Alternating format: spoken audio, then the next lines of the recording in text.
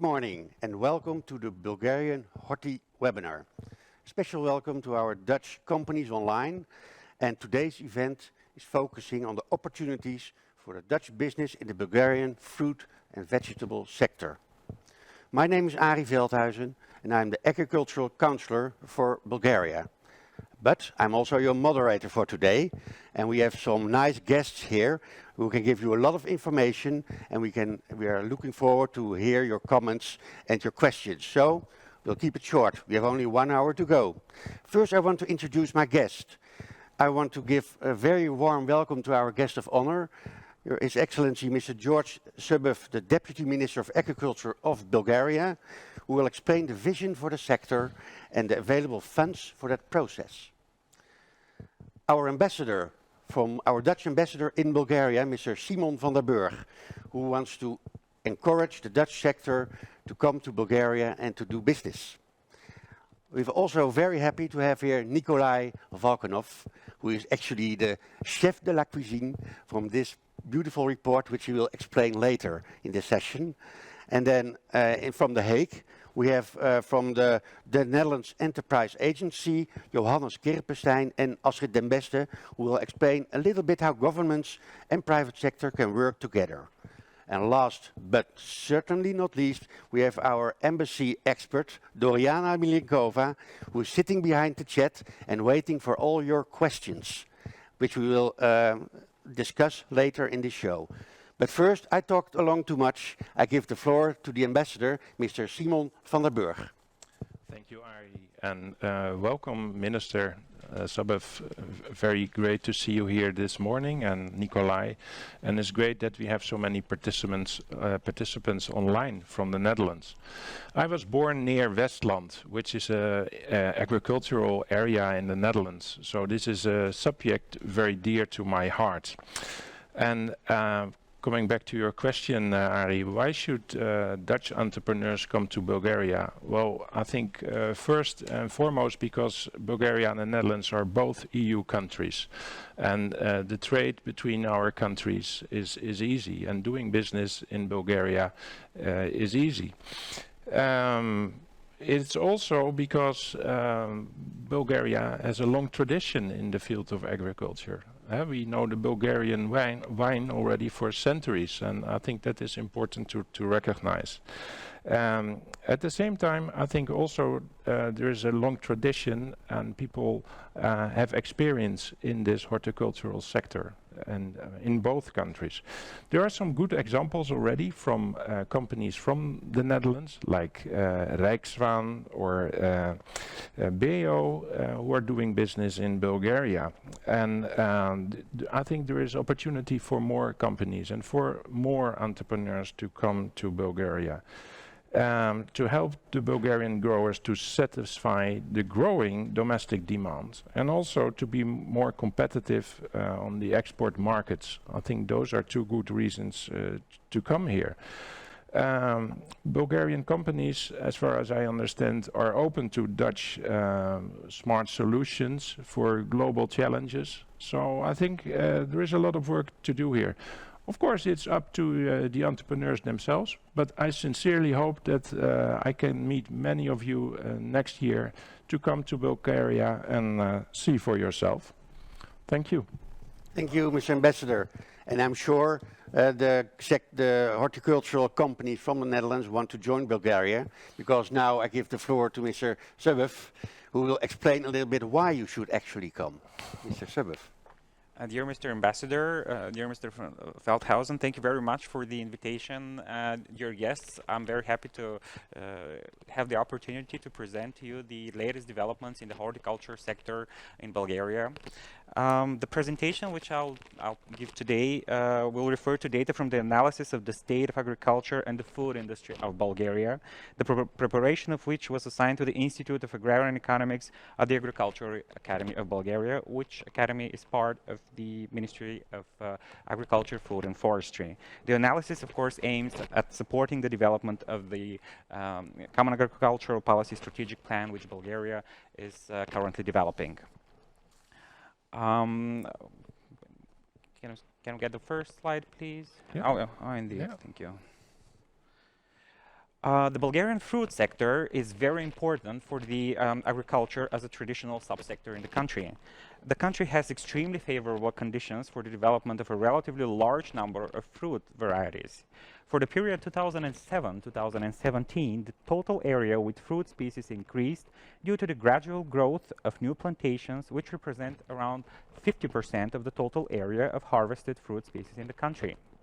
In 2020, the harvested area is 41,385 hectares, and the change in recent years is as follows. There has been an increase in 2018 compared to 2017 of around 8%, of around 3% in 2019 compared to 2018, and 3.5% decrease in 2020 as compared to 2019. Of course, we can explain to ourselves why this was so in this very particular year 2020. The total fruit production in 2018 is 228,000 tons, which is an increase of around 4% compared to 2017. And in 2020, the production of a bit more than 200,000 tons registered a decrease of around 13% compared to 2019. In 2019 and in 2020, plums and cherry plums have the largest share with about 25%, followed by cherries with around 24% and apples with around 19%. And following the comparison of production of the harvest in 2019 and 2020, in the plums and cherries there has been an increase with around 7%, while in cherries, apples, peaches and nectarines, apricots and sour cherries, there has been a decrease of different degree. Among the main reasons for the fluctuations in the quantities of fruit produced are the different climatic conditions over the years. This brings to the fore the problem of irrigation, the fight against hail, frost, and other adverse natural phenomena that have a negative impact on the production. Of course, all these relate to the climate changes which Bulgaria is exposed to, as most of the countries of the European Union, of course. As a result of the problems and the difficulties experienced by the sector, after 2015, more financial resources were allocated under the coupled support of the Common Agricultural Policy. And coupled support is provided in the form of an annual payment based on certain areas and yields. And for the period after 2015, the increase in the areas of supported cultures is around 6%, and their production increase is around 4%. The general conclusions are that the Bulgarian fruit sector has managed to improve its position to some extent in the years of the EU membership. The distribution of coupled subsidies contributes to the increase of the areas and favors the expansion of production. A negative trend is the low return, which makes the sector relatively unattractive for farmers. There are also unharvested areas due to their low productive potential, as well as due to climatic and other natural phenomena that cause damage to fruiting. When it comes to the vegetable production, it's one of the most affected agricultural sectors by the economic transformations which took part in Bulgaria during the past 30 years. Prior to 1989, around 50% of the gross agricultural production, the agriculture was around 50% of the gross domestic product, while compared to 2013, there has been almost a five-fold decrease to around 3.4%. The average yields from vegetable production in Bulgaria are about twice lower than the yields in developed European countries, the main reason for which is the fragmented and relatively small production, insufficient irrigation, lack of modern equipment so far. The production develops in open and closed areas, with field production predominating. The fluctuations in the harvested areas by main vegetable crops are significant. The areas used for vegetable production for the period 2014-2018 shows a permanent increase, almost threefold. In the economic year 2018, the area has decreased almost threefold, mainly due to the exclusion of chickpeas, lentils, ripe legumes from the group of vegetables. So basically an administrative act. For the period 2014-2018, the total production of vegetable increased, with the largest production of potatoes, tomatoes, watermelons, and peppers. An important share in the country is occupied by greenhouse cultivation. As for cucumbers, it accounts for around 90% of the total production.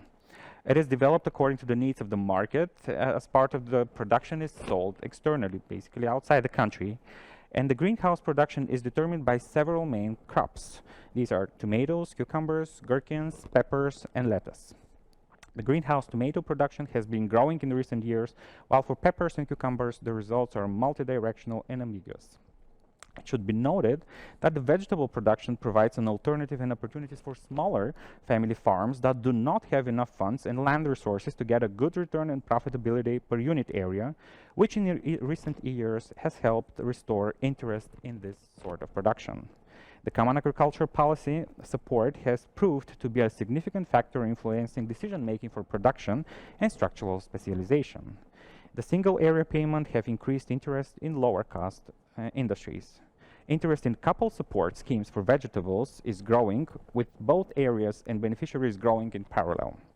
At the same time, the problems related to market realization, competitive pressure from outside, predominant share of small farms, difficulties with irrigation, and the insufficient role of risk reduction policy make vegetable production one of the vulnerable sectors in the Bulgarian agricultural sector. The coupled support was introduced in 2015, and it has led to stabilization of production and to an additional impetus to increase production in areas. In addition to coupled support, other direct payment schemes are applicable to help maintain sustainability and increase the sector's competitiveness. Farmers also receive support under the single area payment scheme, the green direct payment, and the redistributive payment, a support that will also continue to apply during the new programming period. In the period 2023-2027, the direct payment support will continue through the implementation of the Common Agricultural Policy Strategic Plan. The interventions that replace the schemes applied so far are elaborated in accordance with the priorities and funding needs of the individual sectors in agriculture, determined on the basis of the prepared SWOT analysis by academia here in Bulgaria. The Bulgarian fruit and vegetable producers will continue to be a priority in the future Common Agricultural Policy. And the developed interventions to support the producers of fruit and vegetables in the country have been presented and discussed with the sector. It is envisioned to implement an intervention which aims at supporting the smallest producers of fruits and vegetables located in mountainous areas, which Bulgaria is rich of. Around a bit more than a third of the country is actually mountainous. Strawberry and raspberry greenhouse growers will also be able to apply for support, a change that will be valid as of the new programming period. One of the main challenges related to the European Green Deal is the introduction of more environmentally friendly practices without affecting the country's food security, the competitiveness of the agricultural holdings, the production levels, and of course the farmers' welfare. The strategy for the digitalization in agriculture was adopted in Bulgaria in 2019. Under the strategic plan, we envisioned investments with priority in digital technologies, such as technologies for monitoring the conditions for real-time production development, precise pest control, tracking and optimizing the process of shortening the food chains, and other similar interventions. The already available new generation of sensors connected via the Internet of Things, precise and connected to the internet and geolocation mechanization, blockchain distributed computer platforms, artificial intelligence systems, processing big data in real time. All of these tools will be available for development for the fruit and vegetable sector in the new programming period. And we have a successful pilot project in Bulgaria of decentralized system of tracking the origin and quality of goods produced, particularly for greenhouse vegetables, through a blockchain. The project is funded under the measure 16.1, part of the Bulgaria's Rural Development Program.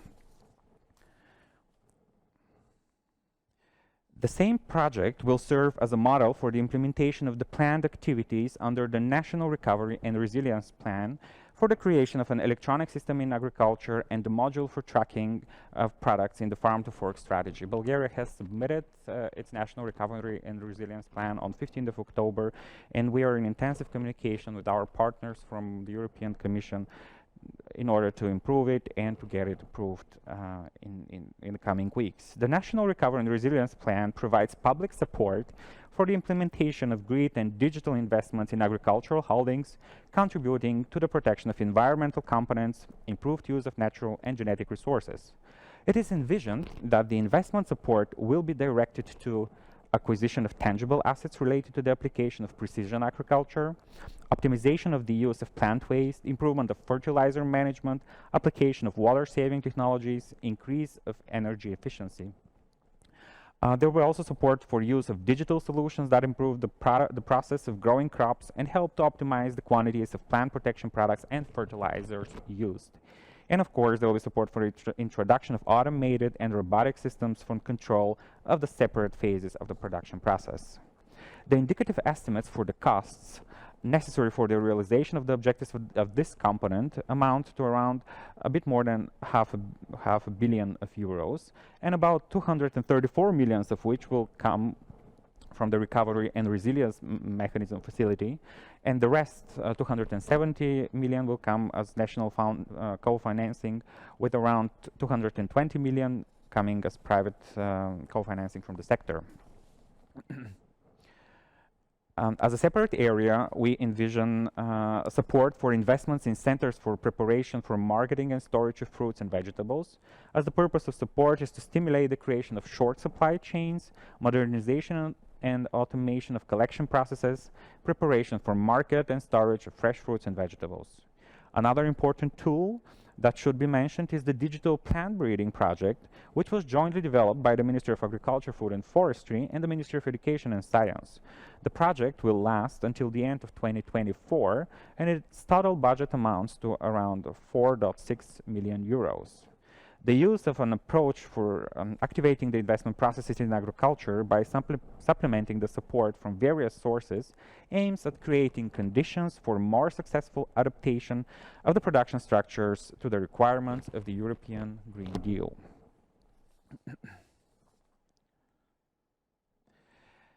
The assessment of competitiveness of the fruit and vegetable sector shows an increase of competitiveness indexes in the recent years. Cherries, plums, and grapes, as well as apricots and peaches, have one of the highest competitiveness indices in the sector due to the specialization of our country's production, very favorable climatic conditions, planting of new orchids, and gradual recovery of production. The competitiveness indices of peppers, tomatoes, and cucumbers are also very high. This provides the grounds to conclude that Bulgaria is at levels of competitiveness comparable to the world average, and market positions are improving. The Bulgarian fruit and vegetable sector is improving its competitive position due to the competitive advantages, production specialization, and good added value formed. And the Bulgarian agricultural sector has the potential to produce affordable, safe, and high-quality products, but still, unfortunately, lags behind the European average in some important indicators, such as factory productivity, security of tangible assets, digitalization of production structures, etc. The key to achieving a balance between the economic and environmental sustainability of the sector is its accelerated technological renewal and the widespread penetration of digital technologies in agricultural practices. However, such a transformation is a serious challenge for the agricultural business, whose low liquidity has further deteriorated in the context of the pandemic spread of the COVID-19. This necessitates public support to stimulate the faster introduction of innovative technologies and digital solutions in agricultural practices, which, on the other hand, will also improve the economic sustainability of the industry and will significantly contribute to increasing its contribution to the implementation of the goals ahead of us through the European Green Deal. And finally, I would like to summarize that despite the difficulties that the Bulgarian fruit and vegetable sector has encountered over the past years, there is a gradual growth. Favorable climatic conditions in the country, biodiversity, existing very long traditions, and competitive advantages in production, combined with the possibility of support from the EU and the state, make the sector promising for investment. I do thank you for your attention.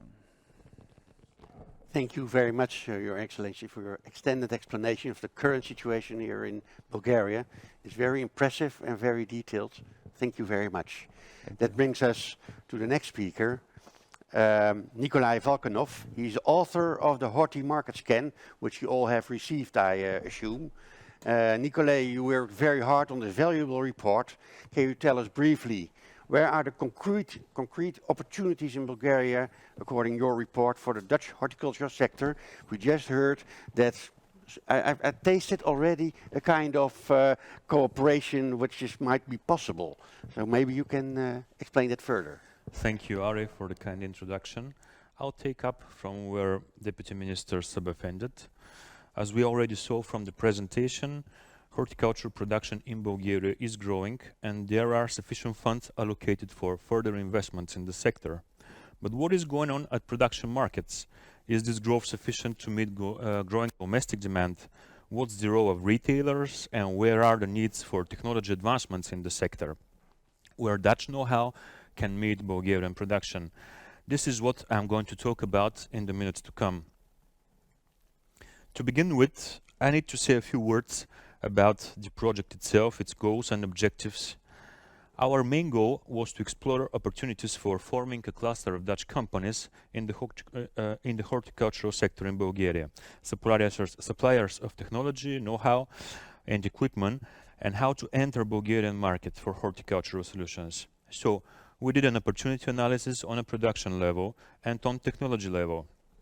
The methodology we used included desk research, quantitative research and interviews. When I say opportunity analysis on a production level, I mean that we mapped the product categories that are trending higher and higher in the past 10 years and will continue to grow. Now you have to bear in mind that in many categories Bulgarian market is not as matured as Western European markets. This means that despite the negative demographics, Bulgaria still enjoys quite a solid growth in many categories. In fruits, these are virtually all palm fruit and stone fruit categories. You can see that domestic demand almost doubled in all major categories like apples, watermelons, melons, cherries, plums, etc. On the side of berries, blueberry demand is now booming, however, from a particularly zero market share 5 years ago. Local production, however, is still insufficient to cover domestic demand. For example, demand of strawberries, blueberries, peaches, apples and pears is mainly coming from imports, while at the same time production of cherries, plums and raspberries is pretty much self-sufficient for to meet domestic market demand. Regarding vegetables, we see that top categories enjoy strongest market growth. These are tomatoes, cucumbers, potatoes, carrots, onions also see double-digit growth in the past 10 years. Growing demand is driven mainly by increasing household consumption, but we also see very strong evidence that major driver is the HoReCa business as well. You probably ask yourself what share in this category growth is fresh market. I would say large. More than 800 million euro we have in fresh fruit and vegetable retail sales in 2020. This is a market growth of 6% compound annual growth rate actually since 2011, which is quite impressive if you compare it to the market growth in Western Europe. Out of this, 44% are modern retail, and this share is expected to increase due to the current trend in investing in retail parks that is taking place in Bulgaria. What does this mean for the fresh fruit and vegetable sector? Increasing opportunities, of course. All retailers are focusing more and more on local sourcing, as this is what consumers demand. Currently, around 34 to 40% of fresh fruit and vegetable categories, are locally sourced, and this share is projected to increase. Retailers have been developing special projects aimed at local producers since 2014. First were Bila with Bila Gardens, which now cover a network of more than 40 producers of fresh fruits and vegetables.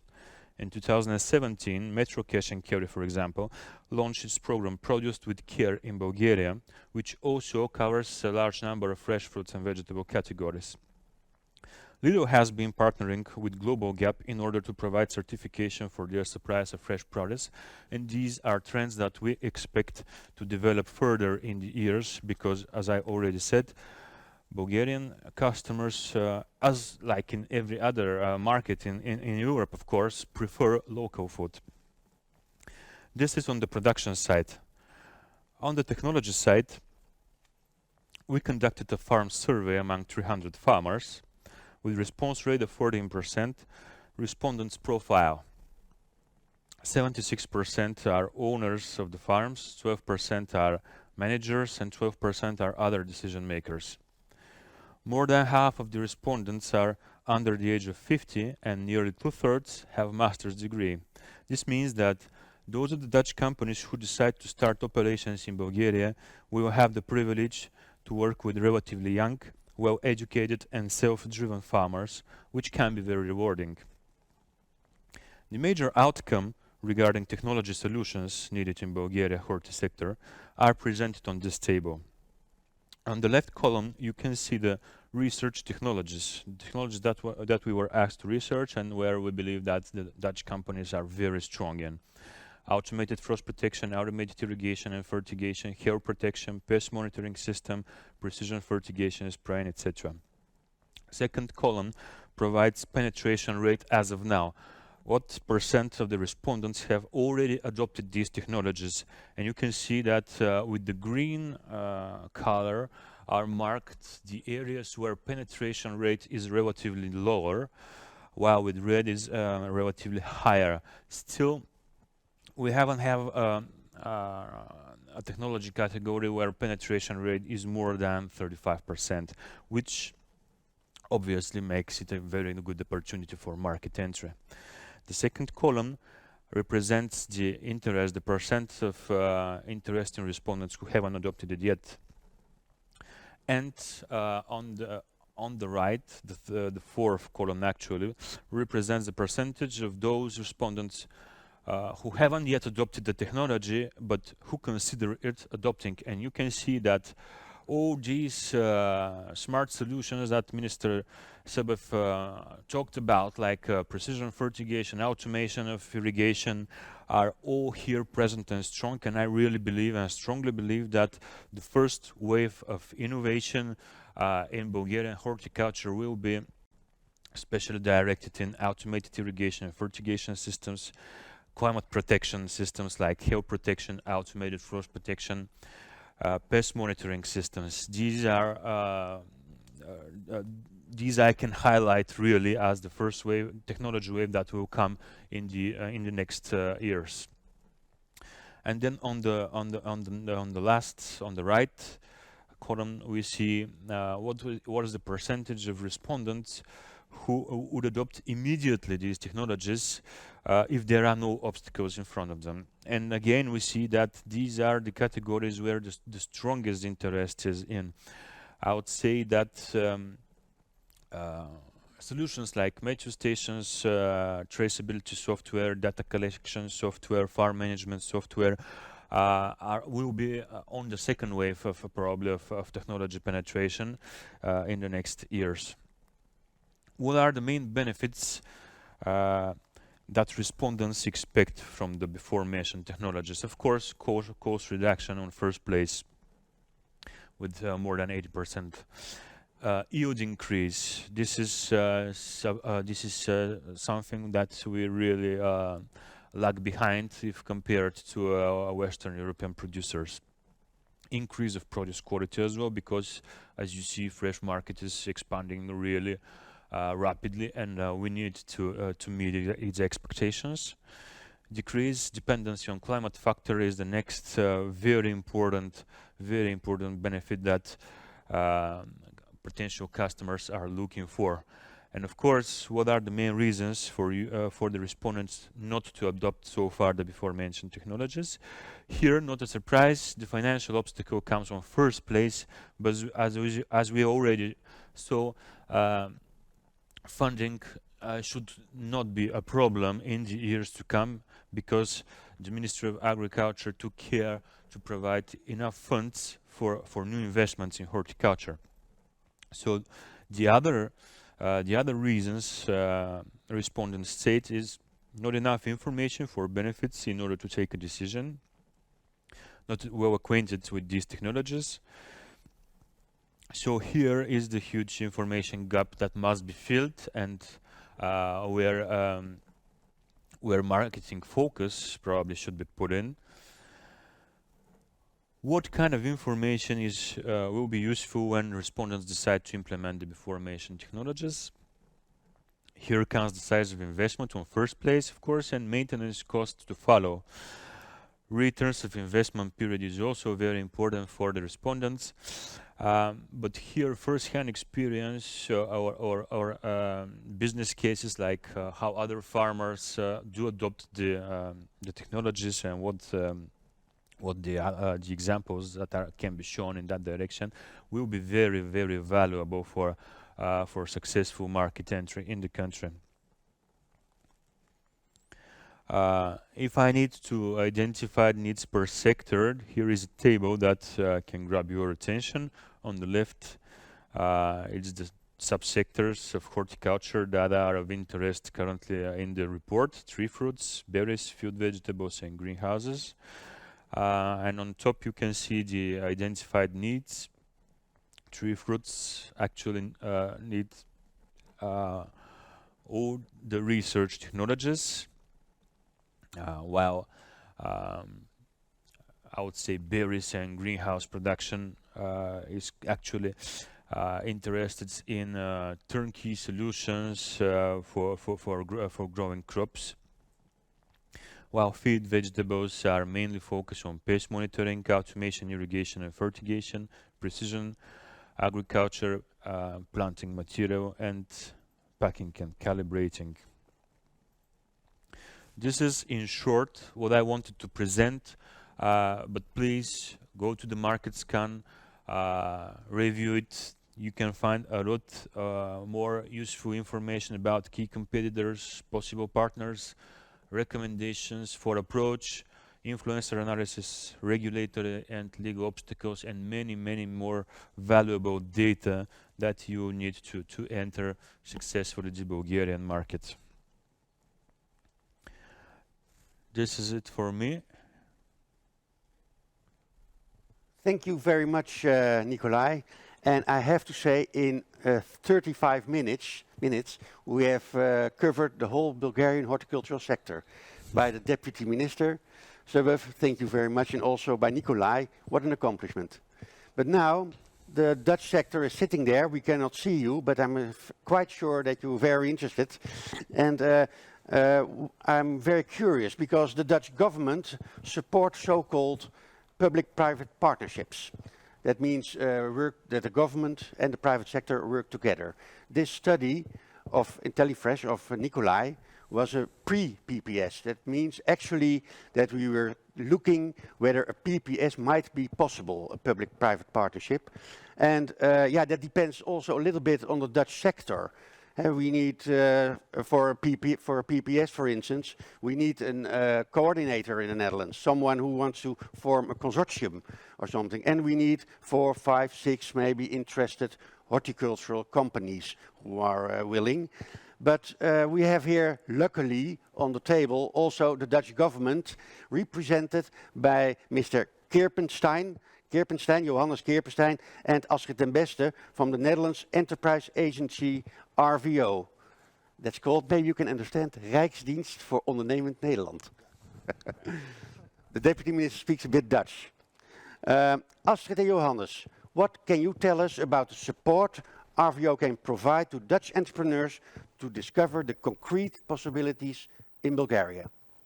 So I'm here today with my colleague Astrid den Beste, and I will give a short presentation about, well, all the financial and other instruments that we have for Dutch businesses available that want to do business abroad and that you do pay taxes for. So yeah, I better pay attention. So I will keep it short and snappy, because I know that the average attention span in webinars is getting shorter and shorter, and we're getting to the end of it. So I can understand that you might not be as attentive anymore as you were at the beginning of this presentation. So yeah, first of all, what do we do as Netherlands Enterprise, and how can we help you as a Dutch business that wants to do business in Bulgaria and wants to either export towards Bulgaria in the horticulture sector or start a business there? So we have 4 different pillars. So we help with knowledge and information, network and contacts, the promotion of interest, and also through funding. And in a way, knowledge and information is already funding, and we help businesses, for instance, by the Starters in International Business package, which since as of the 1st of November, there's still 400,000 euros available within this subsidy scheme. So if you're interested to do something in the Bulgarian market, it would definitely be worthwhile to have a look on the website. And I will, Ari will share this presentation afterwards as well, to kind of see what kind of opportunities are still available to either get coaching to go to the Bulgarian market, to get a market entry voucher, to get knowledge vouchers, or to participate in a mission. These vouchers, they pay for normally around 50% of the cost that you will make going there. And then we also have the Partners for International Business scheme, which we have our expert here, Astrid ten Beste, who will give you a little bit of a overview on that as well. So I will give the floor also to Astrid. Astrid, could you also perhaps enlighten us about the Partners for International Business scheme? Yes, Johannes, thank you. Ari, can you hear me? Loud and clear. Okay, well, thank you. Like Ari said before, we from the Dutch government would like to explore opportunities for a public-private partnership under PIB. PIB stands for Partners for International Business. It's a 3-year strategic public-private partnerships between the Dutch government and a group of Dutch companies. And we'd like to position the Dutch sector on a foreign market. Why do we do it? We do this to maintain and improve long-term position of a Dutch sector in a promising markets. How do we do this? We work together on a 3-year strategic program in which the cluster works together with us, RVO, but also with the embassy, some countries the consulate. And together we agree on collective entry and branding activities. For example, trade fairs, incoming missions, outgoing missions. We also hire a local liaison, to organize all the activities we as public and private partners agree on, and represent the sector in the specific country. The embassy will get money, that's what we call economic diplomacy money, to organize events, to organize dinners, workshops, receptions, all to assist you, the Dutch sector, the Dutch companies, but also to lift possible barriers for entry in the specific country. What we also do is organize knowledge transfer. So we don't only work on positioning, getting our companies known in the country, but also knowledge transfer. It could be on between knowledge institutes, so Dutch Knowledge Institute and Bulgarian Knowledge Institute, and we share, for example, curriculums. We assist in the curriculum development. We train the trainers in Bulgaria. Or it could be on a government-to-government level, between government institutes. I will continue. So yeah, I mean, Astrid, of what she already told, and I think she was almost finished about the Partners for International Business program. That is the program that is ideally would follow up the study that we did here, which is which we then call in our government words the PPPS study, but that's less interesting for you as a business. So if someone is interested, and if there's one person, a business that wants to kind of pull this and gather a group of other businesses to go into this market, so please then reach out also to Ari or to us, and we have our contact details at the end of this presentation as well, so that we can perhaps follow up on this and see how we can help you, because I think the average amount that we support then these businesses with is around 350,000 euros, which helps a lot for a lot of other PIB programs that we run to really get a kind of a foot into the market, and working together really helps these businesses also to do it, to make this way easier than if you would do it by yourself. So then I have two other programs that I want to cover quickly. First is the demonstration, feasibility and investment subsidy, which kind of means that if you are, and which is closed for now, but in 2020 it will open again. And if you are a company and you want to see if your product or service works in the Bulgarian market, we also have subsidies for that, to kind of help you to either to demonstrate your product there and see if it sticks, to do a study to see if it's actually feasible to roll it out in the Bulgarian market, or really to kind of do a study on the investment preparation there. And then the last thing I wanted to cover is the Dutch Trade and Investment Fund. And that's basically, these are the larger funds that go up into millions. And if you want, it provides loans and guarantees and export financing. For instance, if you want to set up a factory or a big horticulture business in Bulgaria. So also, if you're interested in that, please reach out to us. We'd be happy to share you further information with you and to see how we can help you further on your kind of road to, well, hopefully Bulgaria, and hopefully we can find some business opportunities that are both valuable for you as a Dutch business, but also for the Bulgarian market. Yeah, that was it for us. Thank you very much, everyone. And I give the floor back to Harry. Thank you, Johannes, and thank you, Astrid. I think the barriers for the Dutch sector to visit Bulgaria are very low with all these instruments. But I'm very curious, Minister, what is your idea of cooperation with the Dutch horticultural sector? Well, I see many opportunities which Bulgaria can offer to to interested parties from the Netherlands, and of course the ministry is here to facilitate, to establish, to deepen, to further relations with our international partners, especially from the European Union, where the barriers are practically absent. So there are various opportunities. I'm inviting everyone from the Netherlands who is interested in production in Bulgaria to come and visit, to try and to taste Bulgarian produce, because as I've mentioned several times, the conditions that we have here provide for excellent opportunities for production of very tasty products that I'm sure will be very well perceived also in the Netherlands. So basically production can, Bulgarian produce can, produced by Dutch producers can reach the Dutch consumers as well. I'm sure they will highly appreciate it. The country has very long traditions, and we are trying to mobilize all possible instruments to revive the thrivant agricultural sectors we've had. Fruit, vegetables, wines, of course,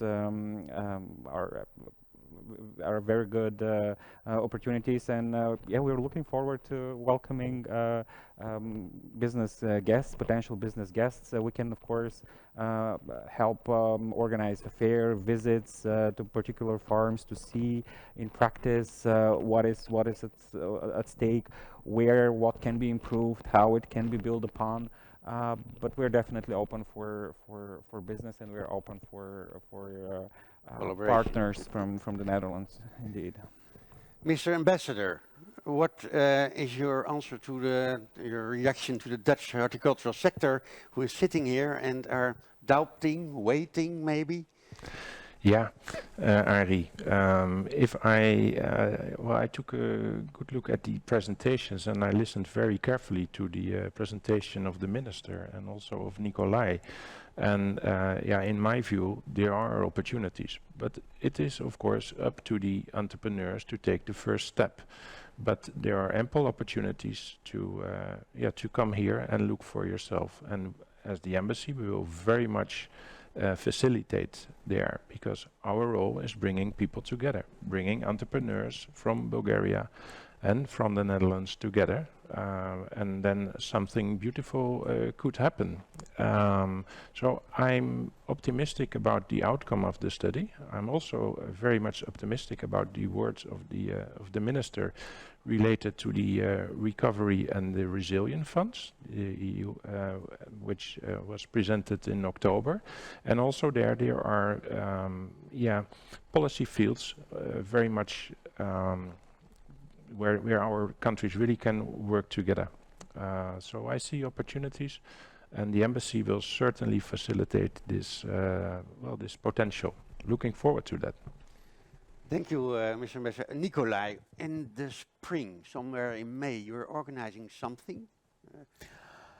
We're thinking of organizing an event. You know that for 3 years in a row before the COVID situation, we were the organizer of the InteliFresh Fresh Products event that was focused at meeting farmers with solution providers and with retailers at the same time. Now, as COVID situation is a bit more relaxed, we are planning to make the 4th edition of the event. And this I think can be easily matched with a business mission from the Netherlands. Why not? We can easily organize also business meetings on site with the producers, with the farmers, so that Dutch business can introduce itself and can get acquainted with the way of doing business, with the operations themselves in horticulture in Bulgaria, and see whether the exact opportunities are. I think this will be a great opportunity in the year to come. Oh, we have some months to go. Now, all signs are on green, ladies and gentlemen. In the spring, beautiful Bulgaria, visiting in the spring, we can make a huge program. So let's consider participation and travel to Bulgaria. I'm looking a little bit also to our agricultural expert behind the screens, Doriana Milenkova. Doriana, how's the chat?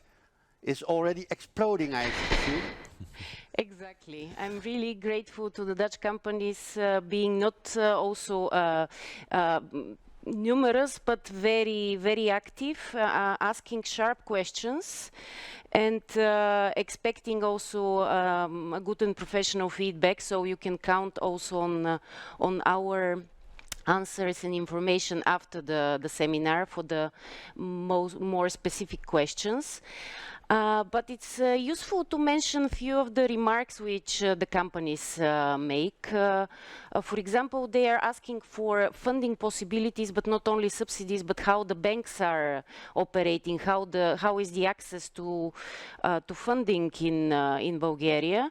So I would like to say a few words about that, if you allow me, Ari. It's important to mention first that when we talk about EU funding, the main recipients are the Bulgarian companies, entrepreneurs and farmers. So if Dutch companies would like to provide technology or machinery, they need the partner, they need the client in Bulgaria. In order to find this partner, the best way, of course, is to come to a scoping mission, helped with the instruments of RVO and supported by the embassy, and hopefully during the InteliFresh forum next year, which is something we already did for a couple of years together with Nikolay Valkanov, and it's really a one-stop shop for all the answers. Another question which I received is about the foreign investment climate and how many foreign investors are active here. I would say read in the study. It's very nicely and briefly presented there. The study is already in the chat, so you can download it immediately. So in this respect, I think we have a very positive response from the companies, and we are looking forward to continue communication also offline. That's from me, Ari. Thank you very much, Doriana. I saw the minister wrote some things down by the financing. This maybe I can shortly give the minister the floor about this important question of funding. Indeed, the question of funding is very important for increasing competitiveness at a higher speed.